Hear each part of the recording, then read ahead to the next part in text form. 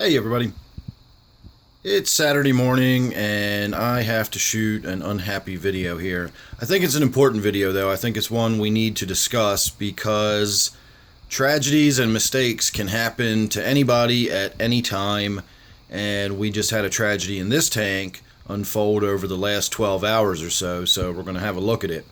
Now if you'll notice, there's not very many fish swimming around. The one on the bottom in the center, that neon swordtail, I don't think is with us any longer. Over where that living swordtail is, just behind that, you can see there's another dead neon. I've already cleaned most of the fish out of the tank. The angelfish are gone. My glowfish that I had for all those years are gone. All of the guppies that were in here are gone. The only fish other than that swordtail there that you can see still alive that I think survived is my Cory cat Swimmy, and that would have been heartbreaking if she died. She's our oldest fish. We've had her for almost 6 years now, or around 6 years now, and I thought we lost her. So what happened was my wife called me last night. Let me first clarify that I call this my wife's tank because this is my wife's room. We jokingly sort of call it her boudoir. It's where she keeps her work clothes in the closet. She's got her makeup mirror and everything in here. The ironing board's where she does her clothes for work and gets ready and dressed in the morning and that sort of thing. So this is not a room that we spend a lot of time in. I seldom come in here except to do this sort of stuff and maintain the tank. And so last night when she came in, she saw some issues with the fish and called me in and said it looked like one of her angelfish was dying. And of course, when I looked at it, I could see that both her angelfish were dying. The one of them was just pretty much dead already. The other one was, standing at death's door, but they were both on their way out. I could clearly see there was already other fish that were dead. I was starting to notice neons on the bottom. And, what in the heck is going on in here? I just did a water change on this tank not long ago, and we got fish dropping like flies. And so when I reached in to pull some of the dead fish out, the water was like ice water. It was so cold. Now, as I said, this is not a room that gets used for anything other than specific purposes. So we keep the heat vent closed off, and the door stays closed. This room gets pretty chilly. We're also sitting right next to a window.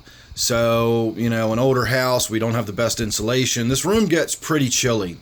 And when I reached in there, I felt how cold that water was. I immediately went and found the space heater, the tank heater, and it wasn't working. Of course, it wasn't working because it wasn't plugged in. So I have no idea who unplugged it. I don't know whether it was me or my wife. I don't know when it was unplugged. At first, I kind of thought it had just recently been unplugged, and then it occurred to me that we've just moved into the colder weather. We had our first freeze a couple days ago, and what probably happened was the tank got unplugged way back in the summer, and whoever unplugged it forgot it was unplugged. It could have been me, it could have been my wife. Either one of us could have done it for whatever reason, because neither one of us remember doing it. But one of us obviously unplugged it at some point and never plugged it back in. And then when everything was fine because the fish were existing at room temperature, 75 degrees or so. And then when the weather got cold, the tank started getting colder, and they were probably, see, that was Swimmy right there making her way up to the top to get a little dash of air, as the Cory cats often do. So I'm very, very happy that Swimmy is still alive, but we did lose all our other ones.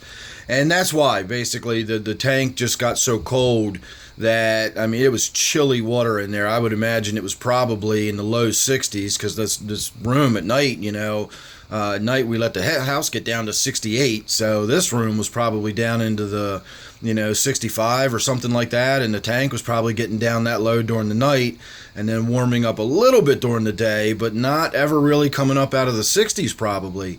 So a couple of days of that, and it was just too much for the fish. The final nail in the coffin was I plugged the heater back in last night, and this was 12 o'clock at night or something. We were basically getting ready for bed. She'd come in here to turn the lights off and saw what was going on. So I put the heater back in. They are not super accurate. When you dial that little dial and you can see that little orange line moves up and down and tells you how many degrees it's supposed to be.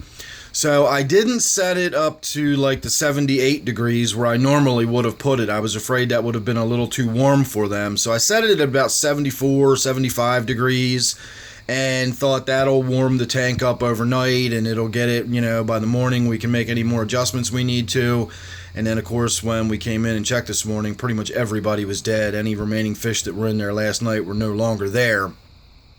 Still have not found the body of the blue skirt tetra. I'm sure it's in there somewhere. I've not seen it at all today, so it's probably in those bushes in the middle somewhere underneath the rocks. So I'm obviously getting in here today. I'm going to be doing a water change, getting the filter cleaned out. The snails are getting a little out of control, so I'll probably get in there and clean a bunch of the snails out while I'm in there and, get that water sorted out and get the water temperature back. So that's all there is to the story, really. The heater got unplugged a while ago, got forgotten about. We didn't notice until the tank temperature dropped too low. And then when I plugged the heater back in, as I was saying, I don't know if I finished that part of the story or not, but the tank was like bathwater when I came in this morning. It was very warm. Probably not too warm, but it was probably in the low 80s or very, very high 70s, if not the low 80s. And the filter on this tank doesn't move a lot of water. So the warmer the water is, the less oxygen it holds and the more vigorous, surface agitation you need, the more circulation you need in the water. An air stone is a good idea. If you get above like 82 degrees, you need an air stone or vigorous surface agitation. The way my tanks are set up is fine for the cooler temperature water, but once you start getting into that warmer tropical temperatures where you're really up into the mid 80s, you have to have gas exchange happening vigorously or you will deplete the oxygen in your tank. So it's very likely that the temperatures warming up as rapidly as they did could have simply just pushed a lot of the oxygen out of the water, and that could have been what finished off the fish that were already still struggling last night. They may have recovered if I had warmed the tank a little more gently, but it was bedtime. I did my best. I turned it on hoping it wouldn't warm it up too much, but again, those heaters are just not super accurate. So I did my best, but I overheated the tank a little bit after, underheating it, and I think that ping pong back and forth from one direction to the other was either, oxygen deprivation, too much shock. They'd already suffered too much from being in the cold for so long. Their systems were already so stressed out. But anyway you slice it, that was pretty much the end of this tank. I wiped it out.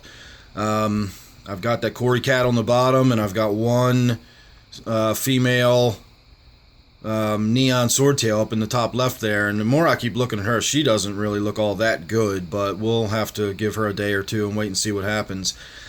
So we're probably going to be starting over with this tank. I don't know. I don't know what else to say, but, that's it. I just, again, thought this was an important video to shoot. We all make mistakes. It's easy to overlook stuff. These little tragedies can pop up out of nowhere. Everything's ticking along fine, nice and smooth. I haven't had a disaster happen in any of my tanks in years. And boom, wake up one morning and you got a tank with no fish in it. So there you go, everybody. Just don't be too hard on yourselves. If you do make mistakes, we all do it. Don't matter how long you've been in this hobby, you're going to make mistakes at some point. Just beating yourself up about it isn't going to accomplish anything. Just learn from the mistake, notch it in your belt, and keep on keeping on. So thanks for watching, everybody. Make sure you're subscribed. That way you won't miss any of the updates I've got coming up on this tank. We'll be stocking it back up with something. We'll see what happens as the future rolls on. So look forward to that. All right, everybody. Thanks again. I'll see you on the next one.